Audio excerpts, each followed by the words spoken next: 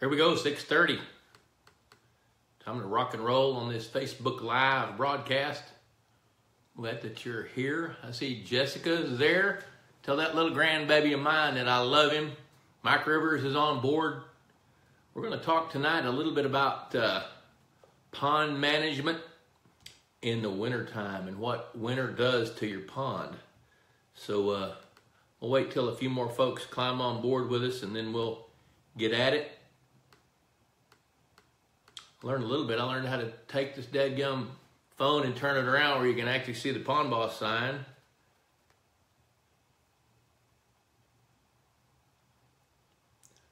So, looks like Jim Liner, Craig McBride. We got several people coming on. Hello, Craig, Leanne. Glad you're checking in with us.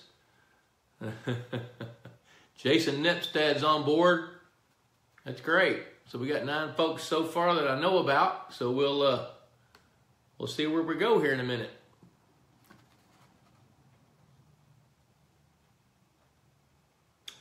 So what I got now is I set this, Jim Liner said raise the camera, so I did. So the camera's up a little higher. And I can also look at my laptop, so I think I can scroll down and watch the questions as they come. But what we'll do is we'll go ahead and get going. I see Lydia Jacobs North is on board, so I'm going to take her question first. Chris Dobbs, Kevin Hartless, Michael Parker. Glad to see you guys. Glad everybody's on here. So we're going to have a little fun. Lydia had a question from Facebook. She says, how will the freezing temperatures affect lily pads and milfoil? They're getting to the point of taking over. I'm getting close to chemically treating them. If I need to do that to keep them in check, what should I use? Well, Lydia, in the winter months, of course, they go dormant and the pads freeze and they fall to the bottom. But the way lily pads and American lotus and things like that, the way that they thrive and grow is to, they have roots, tubers under the ground on the pond bottom, and that's how they really get going. I see Cameron Lusk. Hey, son. Ed. Hey, Ed. Everything rocking and rolling up there where you are? It's kind of cold in your part of the planet. The answer to Lydia's question is if you want to treat them with herbicides, wait. When lily pads or lotus or whatever you have, when they grow up and mature and the pads are thriving, that's when you want to get them. So actually, if you're going to treat them with herbicides, the warmest part of the summertime is the best time to do that. Now, it's really interesting because especially lotus pads, the tubers can be as big around, you know, as a potato, and it's long, and it can grow 5 or 6 inches a day and then pop a pad up about every 4 or 5 days because every 18 to 24 inches a lily pad will pop up. And it's not unusual, actually, for you to have lotus pads or lilies and lotus are a little bit different. Identify what you have, although to treat them, the treatment would be the same. But I've seen actually American lotus take over a 5 or 6 acre lake and just be one plant. So it's pretty interesting to learn about those things. Chris Rigoni, I live in Michigan's Upper Peninsula. I'm in the process of digging my pond. It's going to be around an acre, maybe an acre and a half. It will be spring fed, and I can dig at any depth. Looking to grow bluegill and maybe some trout. What depth should I shoot for in areas to get beneficial weed growth and spawning areas? I'll be placing a lot of structure from trees and stumps that have been cleared for the area. It's also to add to that sandy soil. So should I set aside some topsoil to put in certain areas? Well, let's talk about spawning beds. First of all, since sunfish are your primary target, their spawning beds are gravel. They're colony spawners. They make nests, you know, about as big around as a cattle hoof print. And especially bluegills, they'll spawn, you know, 40 or 50 or more in a colony at one time. Hey, Scott Lindsay, see you're on board. Glad you're here. The spawning beds are going to be important for reproduction. Now, when you're in the Upper Peninsula, you're probably only going to get 1 bluegill spawn per year. And you're probably going to have some overcrowding. So be prepared to have some way to harvest excess numbers of bluegill. So since your question is about habitat, I'm going to just address that with the caveat that when you start managing those bluegill, that you're going to want to manage their numbers, which means you're going to have a predator fish in there. Some folks use largemouth bass, you know, and just maybe stock a few males so they don't get too big. I've actually used tiger muskies. They're pretty fun to use. as long as you don't just overdo it with them. Let's see, on your habitat, beneficial weeds, you really want native species of aquatic weeds. And the way to do that is weeds really need three things. They need sunlight penetration, they need food, and they need the right temperature. So if you're going to design areas for weeds, the best way to not have weeds is to increase your depth. So if you want to have some weeds in water, say 3 feet deep, then build a ridge or build a ledge to where they can grow. And that's the only place you want topsoil. Anywhere you put topsoil, plants are going to grow if the sun can penetrate, because topsoil is what holds the nutrients until nutrients can collect in the pond. I see Todd Watts chiming in there. Good to see you, Todd. I was hoping you'd join up tonight. So weed growth in shallow water, gravel spawning beds in shallow water, 3 feet deep or less. If you think that pond's going to fluctuate, then I would put the spawning beds anywhere from 3 feet to 18 inches to 3 feet deep, something like that. Hey, Fred Bingham's on board. Good to see you, buddy. And then on your structure, one thing to think about is how you're going to get a fish out when you catch it. So if you're going to have aquatic plants, that gives you the density that you need for young fish to be able to survive and thrive.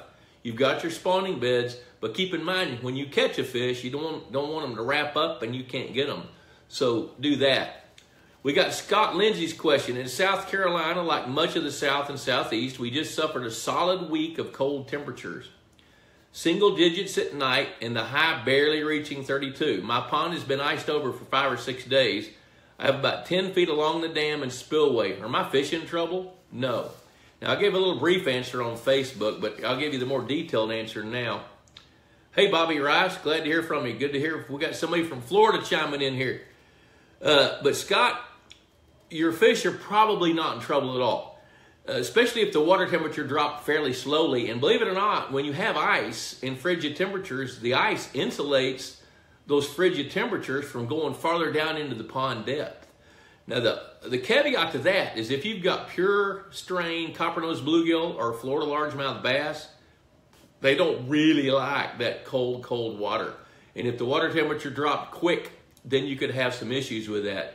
That's one reason we tell folks to use fish that are native to your area. So if you've got native largemouth bass, native strains of bluegill that are thriving in that whole area, you're not going to have any issues with cold water. Let's see, Ryan Johnson said, Bob, I would like to know about digging some deeper holes 5 to 7 feet right off the shore with a mini excavator while the pond is low right now. Don't want to go near the dam, just wondering if this is a good or a bad idea. Looking to add depth changes to attract fish. I love that idea. Now, here's one I don't. If your pond was lined with clay when it was built, if your soils were suspect and the earth mover that built the pond lined it with clay and you cut through that liner, you've just created a leak. So before you do that, before you start digging any holes, get a few feet away from your pond and dig with your excavator and dig some test holes in the upper end of the pond. If you dig some test holes and they fill up with water, then you're probably okay. If they don't fill up with water, then I got a feeling your pond is lined with clay, Or, when you dig down into that clay, or dig down into those soils, if you dig through and it's nothing but clay, then you're okay to increase your depths. So before you start digging in the pond, dig some test holes around the perimeter of the pond and find out what you got going on there. Karen Wusher, glad to see you there, girl. Chris Ketchum, hey Chris, hope you were fishing today. Because tomorrow, there's a front coming. You ought to be able to catch a whole bunch of those tomorrow. Now, from the ThePondBoss forum, Daniel Powell, who was on with us last week. Now, he's a good church-going fella, and they got snowed out of church last week, but he's at church today, so I want to give him a little shout-out for that. I probably ought to be there, too. He said, I'm not going to be able to watch it live, but I'll look at it afterwards. I would like to hear information on setting up a small hatchery pond to help stock a larger pond. The size, the depth, cover, aeration, feeding, stocking load, and to tie into the winter topic, what are the dangers in hard winter? He doesn't really want to know much, does he? All right. I tell you, there are times when I think that hatchery ponds are an excellent idea. As a matter of fact, we've got a client with Bob Lusk Outdoors north of us up in Oklahoma, about 60 miles. They've got a 64-acre lake and a 20-acre lake. And they buy a lot of forage fish through the course of a year. So we got to looking at it, and it looks to me like they can recover the amount of money they would spend buying fish by having hatchery ponds. So about this time last year, our good friend Mike Otto started digging some ponds for them. We designed 4 ponds that cover about 2 acres. And we stocked them with bluegill that we electrofished out of their big lake. And we set up feeders on each pond. We built the ponds adjacent to a water source, which was about a 3 or 4 acre pond where we could get the water from to fill them up. And then we bought some saran socks so we could filter the water. A saran sock is these are like 10 feet long, a real fine mesh, so that if we did pump some fish out of a pond, we wouldn't pump them into the hatchery ponds. So my guys, part of our strategy was to help make sure that the water maintained a good plankton bloom, so it had excellent plankton bloom all summer long, even into the fall. And I see my daughter Lindsay's on board. Hey, Mark Wyman from New York. Glad you're there. But anyway, Justin Stain, that works for me with Bob Lusk Outdoors, harvested those ponds just before Christmas, just before the water got really cold here. And he was able to move over 40,000 small bluegills from 3/4 of an inch to about 1.5 inches. And he stocked 3 different fishing lakes on that ranch. The 64-acre lake, the 20-acre lake, and another one way off at the edge of this big ranch. And he also told me that there had been a late fall spawn of fish that were too small to stay in the seine. They swam through the mesh. And the mesh of that seine was a little, I think it was 1/4 of an inch. He said he saw another 40,000 fish swim through the seine. So the bottom line is hatchery ponds can be a great idea. Now, here's the catch. You got to be able to get the fish out. You've got to be able to keep other fish from getting in. You've got to be able to make sure that you do the right husbandry things. Have fertile water. Make sure that you've got a good feeding program and a purpose. You know, I've seen hatchery ponds used for everything from buying little F1 tiger bass, 2 inches long, and to grow them up to 6 to 8 inches.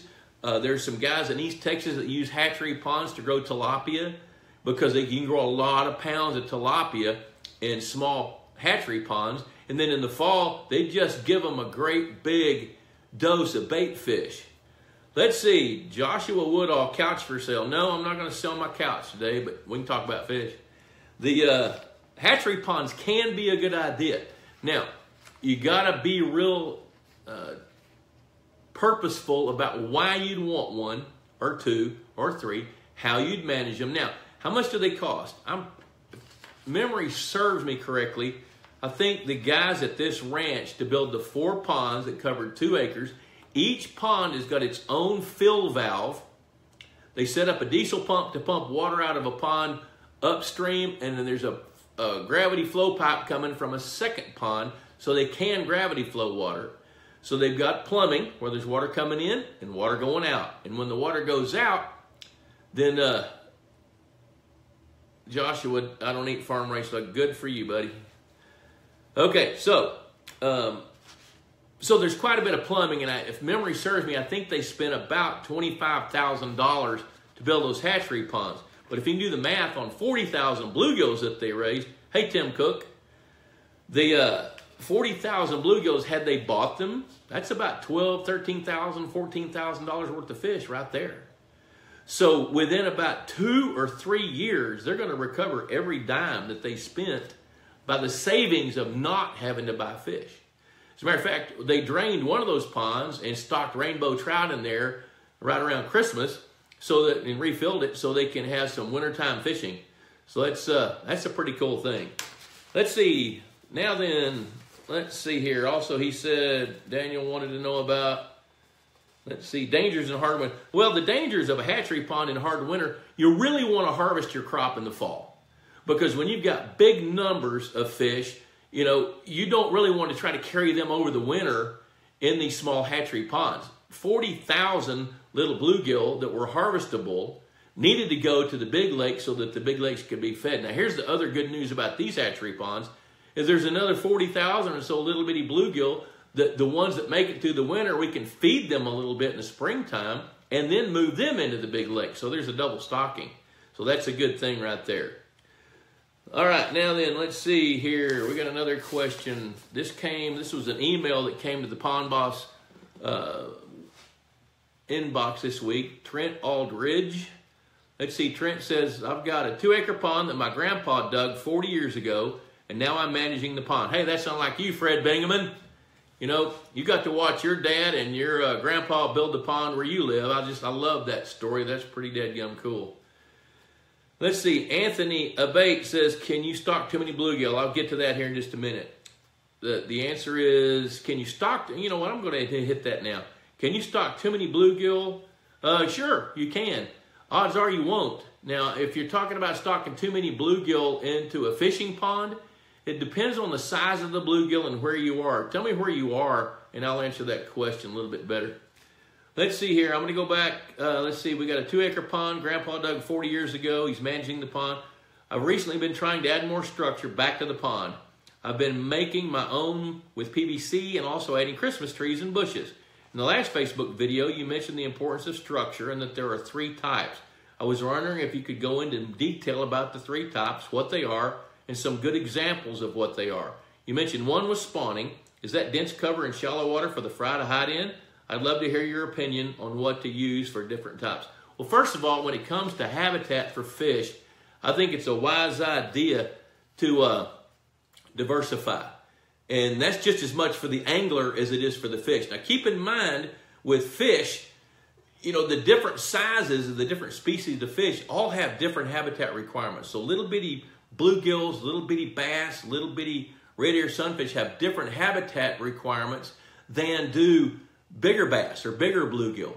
So the types, I guess I'm not quite sure what that question means, so I'll just wing it.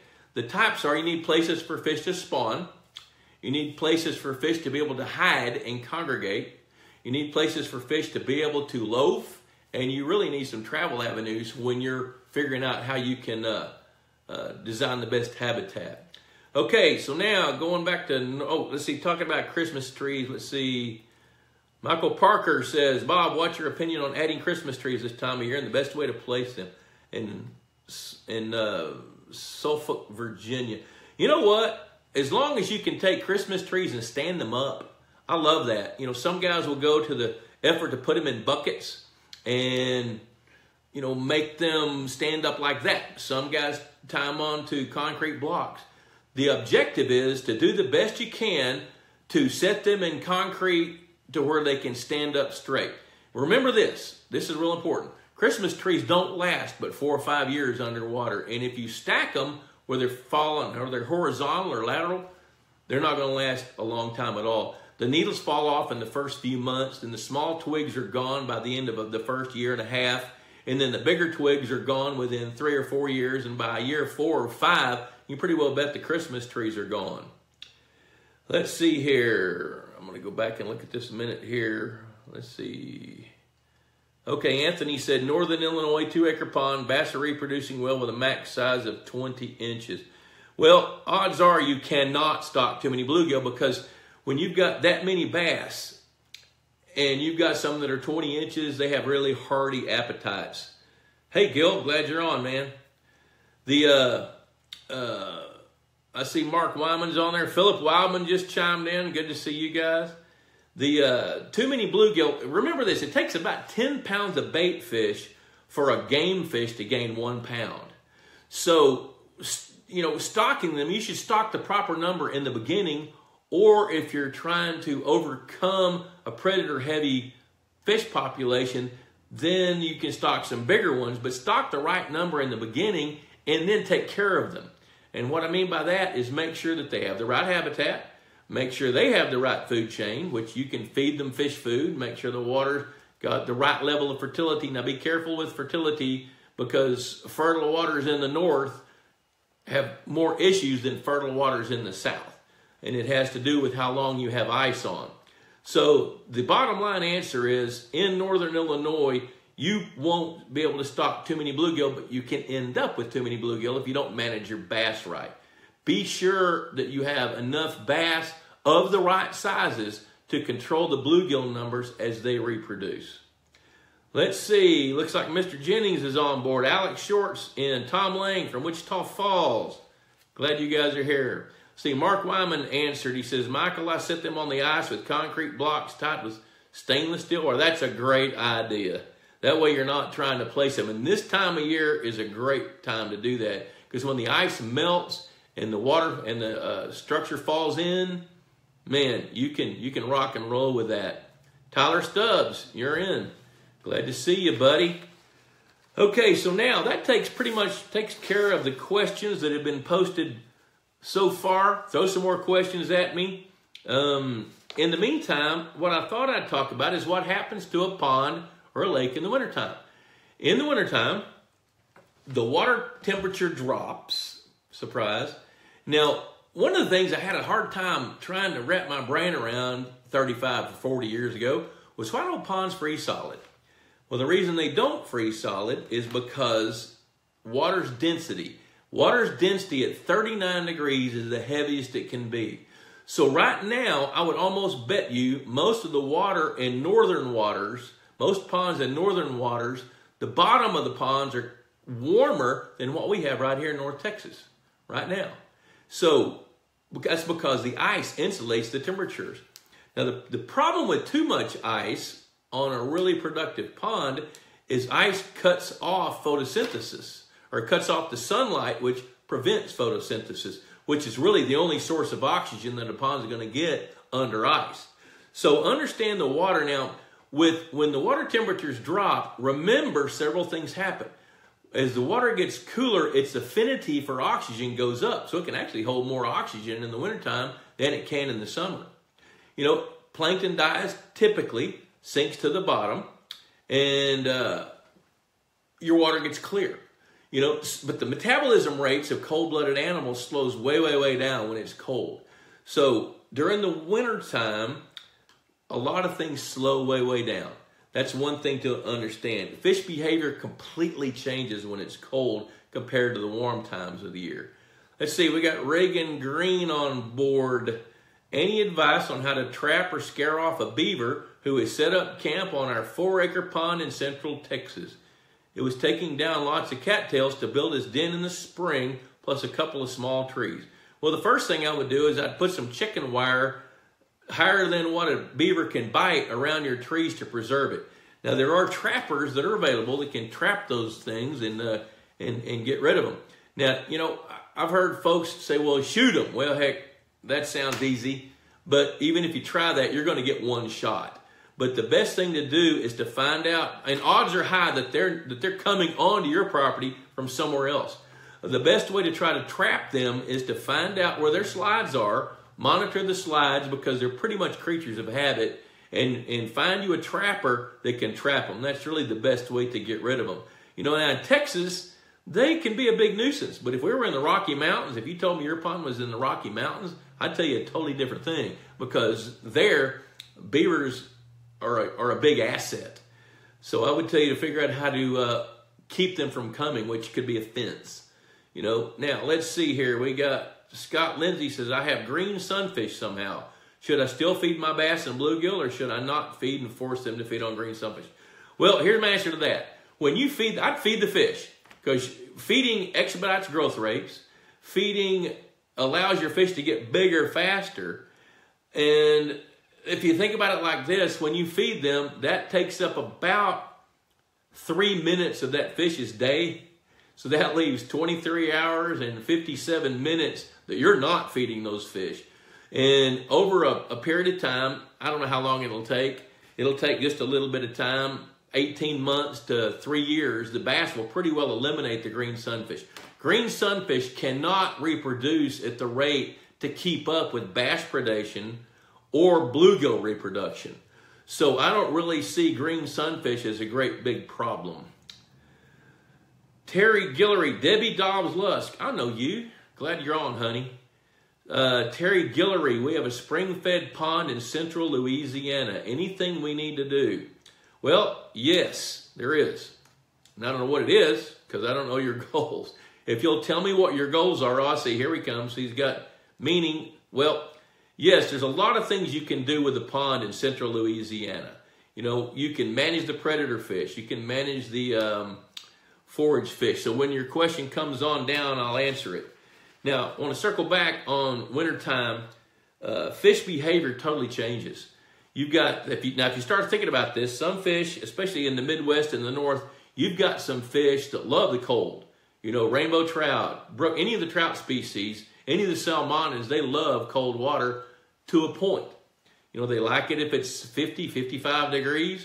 They, let's see, okay, Terry comes in with this question. They're not feeding as much. Okay, that's normal because even in central Louisiana, when the water temperature gets down into the 50s, into the upper 40s, food consumption pretty much drops off. Now, I do think bluegill continue to feed, or guys wouldn't be catching them through the ice. But coming to your feeder or coming to what you're offering them to eat, they're not as likely to come to feed because they don't need as much food. Just think about it like this. They have, they're cold-blooded, so their metabolism rate slows way, way, way down. And when that happens, they don't need to eat as much. So they're more hunkered down, which kind of goes right back to where I was going to go a while ago with fish behavior. In colder water, fish have the best, say, warm water fish, largemouth bass, bluegill, red ear sunfish, some of the minnow species, those warm water type fish, their peak operating temperatures are something between 55 and the low 80s. That's where they operate the best. That's where they grow the best, eat the most, grow the fastest, get the biggest. That's what happens then. When the water temperature drops below that or above that, their feeding slows way, way down because their metabolism slows down. Terry says, we stopped feeding bluegill to conserve, or we stopped feeding to conserve. We have catfish, bass, and bluegill. That's a good idea. Hey, Jeff Connor, long time no see. Hey, I made it home, man. I was in Waco today giving a speech, hanging out with Jeff Connor, and I rocked out of there about 3:15 so I could get back to the office and do this broadcast. Let's see, they're not feeding as much, bass, bluegill. Yeah, that's pretty typical this time of year. There's nothing wrong. That's normal, so don't worry about it. Tyler Stubbs, what's your thoughts on aeration in the pond during the winter up here in the Midwest? We like to ice fish up here in our urban lakes, but some folks want to aerate all year. How necessary is it? It's absolutely unnecessary to aerate to provide oxygen. Now, what aeration can do in ponds in the Midwest is to help minimize the risk of a winter kill, but that's kind of a catch-22 because if you aerate in the winter, keep a pond in the Midwest open, then you're going to have autonomous temperature top to bottom, and you lose that bottom warm layer of water. I think that's destructive because fish don't really like 32.1 degrees Fahrenheit. A lot of fish can't survive that for weeks at a time. So I actually like to see ponds not aerated, and those ponds that are aerated, move it up in shallow water, choke it down a little bit, and if you can aerate under the ice, not breach the ice, I'm okay with that. The only reason to aerate in the Midwest is if you want to minimize your risk of winter kill due to an oxygen depletion because you got a lot of vegetation or a heavy plankton bloom. Let's see here. We got Danny Tolliver, thoughts on tilapia in Texas ponds. I love tilapia in Texas ponds for several reasons. Number one, they reproduce prolifically, so they take the pressure off of bluegills. So they actually enhance the food chain. Now, I'm not convinced that largemouth bass eat a lot of baby tilapia. I think a lot of the baby tilapia actually get eaten by bluegills or small bass or other predator fish. So now, another thing that tilapia do is they're algae grazers. So they can take the place of using an algicide. So if you have algae, I think they're a good idea. We use them all the time, and we'd be happy to help you with that if you want to. Doug Biggs, I'm in South Central Virginia. My pond will be 4 years old, and everything is doing great. I'm aiming for trophy largemouth bass. I stocked bass after the first year. Should I stock some more bass from a different supplier? No. No, you don't need to. Now, if you stock the right genetic strains that you wanted, there's no reason to stock more bass. Your lake is going to be productive enough that it's going to grow its own, reproduce its own. Now, if you want to just beef up the the genetics a little bit from time to time, that's okay. You can do that if you want to. But I wouldn't do it until probably year 4 or 5. Let's see here. And should I stock some from a different supplier or a different strain at some point? Yeah, if you want to beef up your genetics, definitely go to another supplier or visit with your supplier and find out where they source their fish. Because some suppliers buy fish, and if they do, they can source them for you. Andy Belson, we live in Michigan and buy rainbow trout for fall through spring. What's the best food to feed them? Feed with no ice, obviously. You know what? Purina Mills makes some really good fish food. There's a number of good fish foods out there. I like Purina Aquamax Sport Fish 500. It's a fish meal-based fish food, and trout thrive on it. They love it. Now, one thing about the Purina feed for trout, it doesn't have as much fat in it as some of the trout foods do. Now, personally, I like that better for sport fish for trout because it allows them to gain more weight with flesh rather than fat. So, yes, you can feed them. My choice is Purina Mills, Aquamax, Sport Fish. Choose 600. The sport fish food you want, the number is going to be based on the size of fish you've got. And I'm betting that Aquamax 600 is your best bet. Todd Watts from Hurricane, West Virginia said the feed train largemouth bass that don't feed all winter, let's say 5 months or so, will they forget their feed train or will they pick right back? They will pick right back up. You know, in the wintertime, they don't go dormant, but they do get really inactive. So that doesn't mean that what's been conditioned into them goes away. Now, when the water gets back up into the 50s, Todd, start feeding again and be consistent. Now, don't feed a lot if they're not eating it, but you'll see when the water temperature hits 55 to 60, they should pick right back up. I'd be real surprised. Hey, Maceo, can't wait to meet you one of these days. I'm glad you're on board. Mike Rivers said, when raising forage fish in small ponds for your bigger ponds, what's better, pure bluegill or hybrid bluegill? Well, if you want to raise forage fish, you want pure bluegills. Hybrid bluegills don't reproduce at a fast enough rate or in the numbers that you need to be able to supply forage fish. The bluegills spawn way more, so I would use them.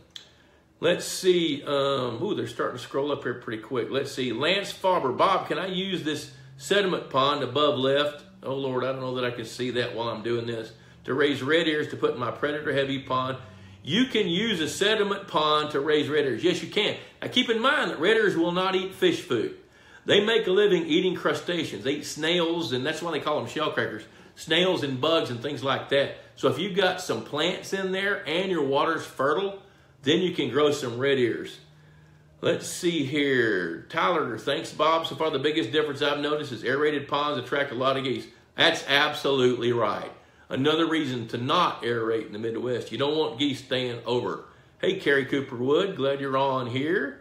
Let's see, we got Don and Brooke. We have a new pond, 1.25 acres here in western Kentucky. Maximum 12 foot, average depth is 6. Wanting to have a fun pond, but be able to harvest a good amount of fish. Stocking with smallmouth bass, yellow perch, red ear, fathead minnows, and golden shiners. Does this sound doable for this part of the country? Any suggestions on other species? I think that's a great plan. Now, since one of your target species is smallmouth, you really do need to avoid bluegills. Smallmouth bass, in my experience, cannot keep up with the reproductive capacities of bluegills, even in western Kentucky. So the plan you've got, I think, is a great one. The yellow perch may begin to overpopulate, but they're not as hard to control as small bluegills are. So yeah, I think you've got a great idea. Any suggestions on other species or changes? No. Now what you didn't tell me is how many you're going to stock. So be sure you're stocking the best ratios, and you're going to get good results out of that. Let's see, Mark Wyman from North New York. If stocking trout over the winter, does that hammer on other dormant species and upset the balance in a pond? Mark, that depends on how many fish that you put in there. You know, if you go overboard with the trout, they're going to hammer your forage fish heavily. Now, here in Texas, we do stock rainbow trout into bass ponds. However, my experience has suggested when we're stocking 50 to 100 pounds per acre, they're not affecting the forage species down here at all. But yes, they can. Bruce Condello, glad you're on. Hey, Melissa, looks like you're on board too. Bruce says, my new favorite live feed, ThePondBoss. Wow, look at you go. All right, we got Luella Fitzgerald. We have lost about a dozen 2-pound-plus channel catfish since the water cooled. I noticed most mortalities right after a cold, windy spell. What causes them to die? You're in no aeration, and you notice them floating up half-eaten. We definitely do not have an otter. No aeration, northwest Arkansas. When they float up half-eaten, I think it could be an otter. Now, when catfish die in cold weather, typically it's because of disease, especially if there's some age to those catfish, and yours are 2 pounds apiece, so they're not very old. If it is disease, it would be ick. And ick, they'd be covered in little bitty white bumps if that's the case. Because what happens is when the water temperature goes up and goes down, up, down, does that 4 or 5 times, and which in northwest Arkansas, you could do that. I mean, you guys had 80-degree temperatures just before Christmas, then the water temperature plummeted, then it went up. So that could be ick. Now, when that happens, it's typically because you have a lot of catfish in there. You know, so the 2 things I would suggest is if they're partially eaten, if they're half-eaten, don't automatically think that you don't have otters, because you sure could. The next thing I'd do is I'd go check for signs of otters. See if there's slides. See if there's scat. You know, look and see, because there could be. Let's see here. Mike and Bruce are talking to each other. The carcasses have bumps. Okay, that could very well be your answer right there. And now the bumps, I'm going to tell you, the disease called ick, I-C-H, if you want to research that, is little bitty small bumps that are about, and they're just snow white little bumps, about as big as the head of a pin. And they'll be all over the skin of the fish. So look and see if that's it. If that's the case, then your fish are probably a little overcrowded, and at 2 pounds, you need to start getting some out. There's John Krause checking in from Illinois. Glad to see you, John. Glad you're on board. Throw some more questions at me. This is a lot more fun than me trying to give you something I've scripted. You know, coming back at it, there's Bob Wusher. Hello, Bob. The fish behavior when it gets cold. You know, you know, and you folks up there with ice, you know what I'm talking about, because, you know, being a Texan, the only time we ever have ice is in tea. You know, where you guys are, you have this thing called winter, and everybody wants to get involved in winter sports, you know, cross-country skiing, snowmobiling, ice skating, ice fishing. And it's hard for guys in the South, people in the South and Southwest, to wrap our brains around ice fishing. But it's huge fun. I mean, I've had the chance to do that quite a bit. But you got to figure out how the fish are going to act. So typically, when the water gets cold in your pond, fish, they have a tendency to congregate. Catfish, for example, channel cat will wad up in a great big school, and they're going to hang out. Bluegill are going to hunker down as close to the bottom as they can. Largemouth will too. And a lot of times when those fish tend to avoid each other in warm water, they don't avoid each other nearly as much because they're just not active. Let's see here. Jason Nepstad, we had a historic flood here in North Carolina. Matthew, our lake has a typical concrete spillway, about 30 feet of it having water flow over it, and a large concrete overflow about 50 feet long. Do you think we lost many bass? I noticed I don't see large schools of shad anymore after the storm. Odds are high. It's a 130-acre lake. Odds are high that you didn't lose very many fish. Bass. The question you ask is about bass.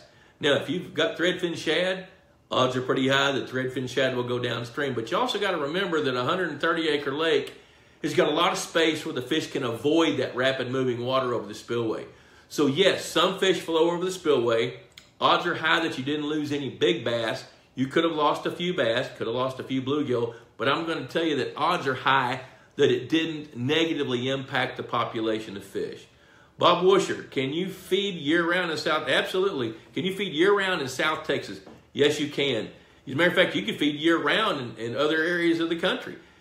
Some fish will eat. I've seen bluegill eat at a feeder when the water temperature is 45 degrees.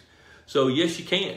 And I encourage people to feed in South Texas. Now, one thing you got to be careful about when you're feeding fish is you want to be sure that they're consuming the feed and that you're managing that fishery. Because if you do feed 365 days a year, you're going to have a higher buildup of waste and nutrients in that water than you would in water when you're only feeding 6 months. Let's see here. Dan Satterfield. Hey, Bob, finished digging my 3/4 acre pond this fall. We'll be stocking it in the spring. I'm in Northeast Ohio. Man, we got people from all over the country. This is cool. I'm doing the normal largemouth bass, bluegill, red ear, perch, channel cat, fathead, minnows. I want a fun wild card fish, hybrid bass, smallmouth bass, or a few walleye. One of those three or something else you suggest. Goals are a fun fishing hole for family and food as a bonus. When you let that fishery mature in a 3/4 acre pond and you want a bonus fish, smallmouth is a good call. Now, buy some fingerlings that are big enough to escape being eaten by your largemouth and look at them as a put and take fish. Odds are high that they're not going to be able to successfully reproduce. Can they spawn? Yes, they can. Does that mean that they're going to spawn and survive and have good survival rates? No, it doesn't. Odds are not high of that at all because you've got these other species. You've got largemouth bass, you got bluegill, you got red ear, you got yellow perch, channel catfish. Those fish, I mean, you got some wild card fish right there. You don't have to have another one. But I would say smallmouth bass is a good call as your wild card. Now, if this pond was 5 or 6 acres, I'd say think about tiger muskies. You know, if you put 3 or 4 of those in there, there's a wild card fish. But 3/4 of an acre is probably a little bit small for that. Michael Mothersbaugh, how hard and or expensive to renovate an existing pond to bottom draw? Currently have an 18-inch pipe angled through the dam for primary overflow. Well, I tell you what, the expense is going to be based on how much dirt you have to move. Now, my good friend Mike Otto, who writes a column for us every issue of the magazine, which, by the way, the new issue of ThePondBoss is out. And I mean, look at the cover photo right there. It's pretty dadgum cool. It's got lots of good meat in it. And if any of you that are watching now, if you don't have a subscription to the magazine and want to see one, send us an email at info@pondboss.com. We'll send you a sample copy. Let's see. Mike Otto tells us that, you know, it depends on how much muck or silt you've got and how far you have to move it. What he'd rather do is dig it with a track hoe, put it in a pile on top of the dam, and then push it over on the backside slope and spread it out. So I can't really tell you how expensive it is. How hard it is how much silt that there is. I've actually seen ponds that were 70 or 80 years old where guys wanted to renovate them, and it would cost much, much more money to renovate that than it would to go 100 yards downstream and build a brand new pond that's much, much bigger. So my advice there is do some homework. Do your due diligence. Let's see here. Dusty Luton. Hello, Bob. Dusty, I'm glad you're on board, man. Let's go fishing. Let's see. Don and Brooke. 5 pounds of golden shiners, 5 pounds of fatheads, 100 PK shrimp. I'm not sure what that is. 500 red ear sunfish, all in the spring. Okay, I'm going to scroll back down and see how big that pond is. I don't remember how big your pond is, but those numbers, let me see here. Oh, there it is. Okay. 1.2 acres, 1.25 acres in western Kentucky. 5 pounds of golden shiners, 5 pounds of fatheads, 500 red ear, all in the spring and the fall, 75 smallmouth, 25 catfish, 250 red ear sunfish, 250 yellow perch. I'd do more smallmouth, but all those other numbers look great. You know, if you want to add more bloodline for smallmouth the next year, that's fine. Yeah, no, that all does sound good. The only number that looks a little small to me would be your smallmouth bass. Hello, Eli. I'm glad you're here, buddy. Okay, so there we go. This is rocking and rolling. It's already 7:13. Holy cow. Fish behavior when it gets cold. I'm going to circle back to that. Largemouth bass, for example, when the water starts to get cool in the fall, and like right now in the dead of winter, they're going to be mostly hunkered down in the depths. As long as they've got 3 or 4 parts per million oxygen, they're going to be in really, really good shape. You know, they're not going to feed real actively, but they're not going to be losing a lot of weight either because they're not eating much and they're not metabolizing much. Bluegill, they're going to have a tendency to congregate. What's interesting about the bluegills is they tend to congregate in like sizes. I noticed that Bruce Condello put up some pictures where he was and a couple of guys were fishing at T.J. Hudson's west of Lincoln, Nebraska, and they were catching some cookie cutter, carbon copy, gorgeous bluegills, 10 to 11 inches long. You know, 1.25 pounds, 1.5 pounds, Beautiful bluegills, pastel colors under that ice, beautiful fish. Reagan Green, is it possible to have too many shad in a fishing pond? Well, if we're talking about threadfin shad, I'm going to tell you no. There's no chance that that's going to happen. Nature has a tendency to correct situations where there's too many shad. If you have too many shad, then the bass are going to catch up with them. For example, when you have too many rabbits, you're going to have more coyotes. But if you have more coyotes, you're not going to have as many rabbits. Well, the same principle holds true in a pond. If you've got a lot of shad, the bass are going to catch up with them. Now, if it's gizzard shad we're talking about, yes, you can have too many. Gizzard shad can grow so big and so quickly to escape being eaten by another fish, or by bass. And when that happens and they get a little too dense, they can grow to be 2 pounds a piece, where thread fins, a 7-inch thread fin is about as big as they get. So a great big gizzard shad takes up space, can't be eaten, feeds on the bottom. You know why they call a gizzard shad a gizzard shad? They have a gizzard. There's your little tidbit for the day. So they tend to feed on the bottom. But here's the thing about gizzard shad, is once they reach a certain density, they start giving off pheromones that disrupts reproduction. So in that case, with gizzard shad, yes, you can have too many. Let's see here. Chris tuned in a little late. I'll have to watch the first part. Did you touch on my Facebook question from the other day about what depths I should dig in my 1 acre pond? Yep, I answered that. You'll see it at the very first of the broadcast. Let's see, Don and Brooke, awesome. Thank you. You're the best. Oh boy, and we're ThePondBoss subscribers for life. That's a long time. We need more ThePondBoss subscribers. Here it is right here. Jump in. We'll send you one. Anthony says, gizzard shad are great forage for muskies. Yeah, they are, because a muskie as voracious and as toothy as those creatures are, they're a great forage for muskies, because muskies can eat them. As big as a gizzard shad gets, 18 to 20 inches long is not unusual. That's an awfully big morsel for most fish to be able to eat. Let's see, throw some more questions out here. How big of a bluegill will a bass eat? From Mike Rivers. Well, Mike, it depends on how big the bass is. I've actually seen a 6-pound bass try to eat a 2-pound bluegill and kill both of them because he couldn't swallow it. The thing about predator fish, they can often, like when I was a teenager and you bite off a little more than you can chew, well, they're notorious for that. A bass that's 18 inches long, it can easily eat a 5-inch bluegill.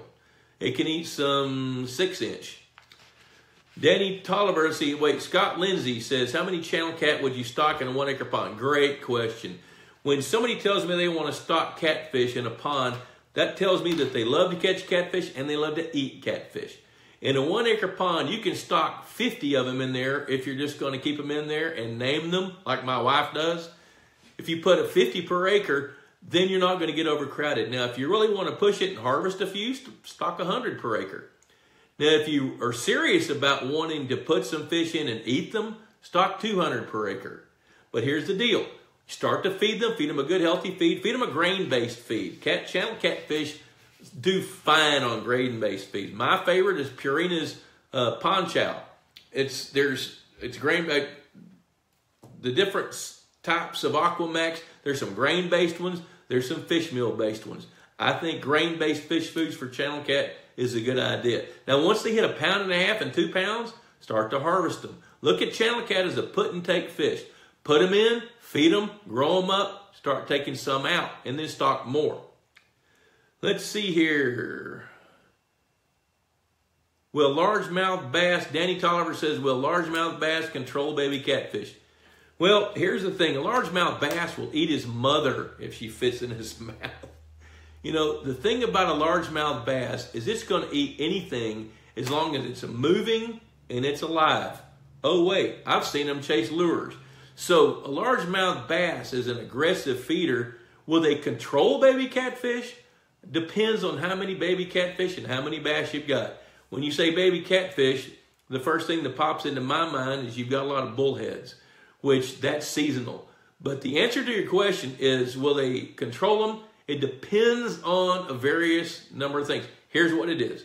If your water's murky and those bass can't see very well, chances are that they won't control them. But if you got some clarity and you have a good population of bass, yes, they will control. So it gets to be a numbers game. The more bass you have, the better job they can do of controlling those baby catfish. What else goes on in the wintertime? Well, when the water temperature drops, here's a little primer on aquatic plants. Plants, like I said earlier in this broadcast, they need three things. They need the right temperature. They need food, which comes from the mud or comes from the water column itself. And they need sunlight. If you take away any one of those, the plants don't grow.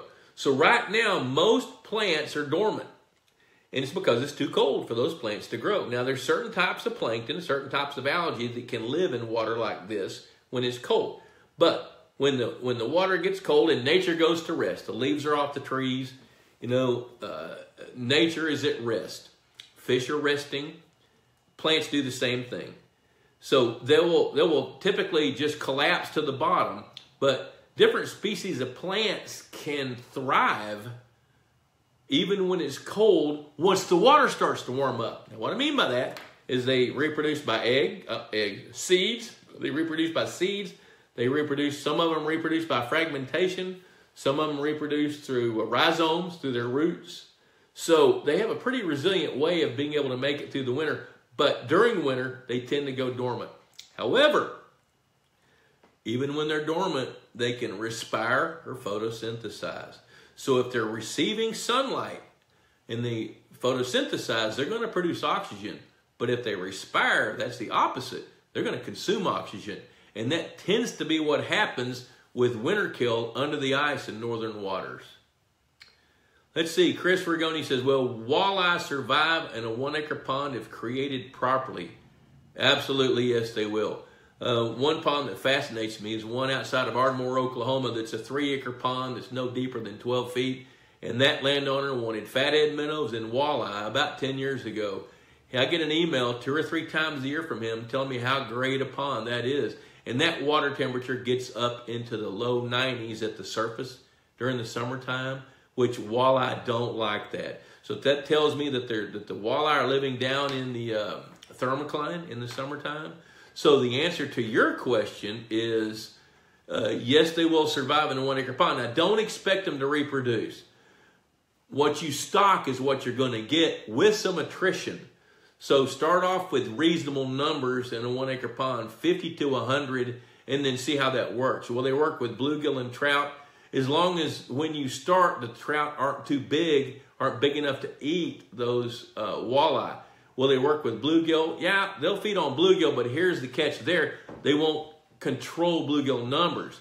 So when your bluegill begin to reproduce, you're going to have a better game plan to control the numbers of bluegill, because the walleye won't do that. They can't do that. All right, let's have some more questions. It is 7:23. Good gosh, this thing's flying by. I get to do radio broadcasts sometimes with Ken Milam from 1300 The Zone down in Austin. And good gosh, time flies when we do that radio show, whether we're on the phone or in the studio, and this is going by too. Let's see here. Let's go back to what happens in the wintertime. I've already told you a little bit about oxygen levels go up unless oxygen's being consumed under ice. When you've got all things being equal, and if you think about this, part of the reason a pond doesn't freeze solid is when water hits 32 degrees, what happens to it? It becomes ice and it floats. So when that water, that hard water sitting up there cold like it is, then that water below it has to be warmer, right? Or it would be ice. So as you go down in the water column, the water temperature actually goes up, and the heaviest water is going to be the warmest water on the bottom. So the physics of water, that's pretty darn cool about that. Okay, if anybody else has got any questions, pitch them to me. We'll do that pretty quick. I think I've covered pretty much what I wanted to cover. I wanted to talk a little bit about what happens with water when it gets cold and fish behavior. We've talked a little bit about plants. If any of you want a copy of the magazine, ThePondBoss, send us a a note at info@ThePondBoss.com. We'll send out a sample copy for you to look at. Now, when we send you a sample copy, I expect you to subscribe to it. $35 a year, and you get nuggets like what you're getting tonight. Every issue of the magazine got some pretty good nuggets in it. We've got all kinds of topics that we cover. And $35, I mean, we'll spend that much on a Friday night date. You know, I'm not saying don't go on the Friday night date. $35 on a magazine subscription for this kind of knowledge is really, really good. Okay, here comes another one from Anthony. He says, I have a local hatchery near me. They recommend stocking 100 pounds of golden shiners per acre if predators are already present to establish a population. Is this possible, or will they just end up getting wiped out? Well, I'll tell you this. 100 pounds of golden shiners in an acre with predators that are present, what that tells me is the hatchery has an agenda to sell you golden shiners. You know, golden shiners are a supplemental forage. And if you stock 100 pounds in there, that's $1,000. You're going to get way, way more advantage if you were to feed your fish than if you stock 100 pounds of golden shiners. So I disagree with that recommendation. If you have predators present, you need to know what their natural food chain is. If it's largemouth bass, it's going to be bluegill. If it's smallmouth bass, it's probably going to be yellow perch or red ear sunfish or pumpkin seeds even. So don't just go spend buy 100 pounds of golden shiners per acre until you understand a little bit more about how the food chain works. All right, Chris, I knew you subscribed. Leanne told me about that. I'm glad you did. Thanks for the good tip there, Todd Watts, Pond Boss Magazine. Don and Brooke, what is the minimum size for a fathead only forage pond? Oh my gosh, I've got some ponds that are 1/10 an acre at my house that we can just grow literally 150 to 200 pounds of fatheads every year. So a small pond for a fathead minnows. I mean, Bruce Condello's got a raceway, kind of a above the ground liner pond that is, I don't know, Bruce, you might chime in if you're still listening here or looking, but that thing is probably 60 feet long, 5 feet wide, and 30 inches deep. And he takes out 40 or 50 pounds of fathead minnows out of that, where he's pumping water into it, flowing water through it, and he's got other species of fish. So you don't really have to have a very big pond to grow fathead minnows. Jim Fritsch, stocking largemouth bass in the Waco area, best time of year. The best time of year to stock largemouth bass is when the water temperature is above 55 and below about 80. So that's going to be spring and fall for Waco, Texas. And be sure the food chain is there. If you have a good food chain, then your bass are going to do fine. Don and Brooke again here. Can you do fatheads and golden shiners in the same pond? Yes, you can. But keep in mind that golden shiners are predators. Not many people know that. Golden shiners are limited by mouth size, but they're predators. They're nest robbers. You know, going back to that 100 pounds per acre that Anthony's asking about, if you put 100 pounds of golden shiners in a pond, they're going to raid the nests of every fish that's trying to reproduce in there, because that's how they live. They're predator fish. Just they have a little bitty mouth, so there's not much that fits in it. So fathead minnows and golden shiners in the same pond, one of them is going to dominate. And it's probably going to be the shiners, because they'll eat the little fathead minnows as soon as they're hatched. So my answer to that's going to be no, I don't think I would. I don't think I'd do that.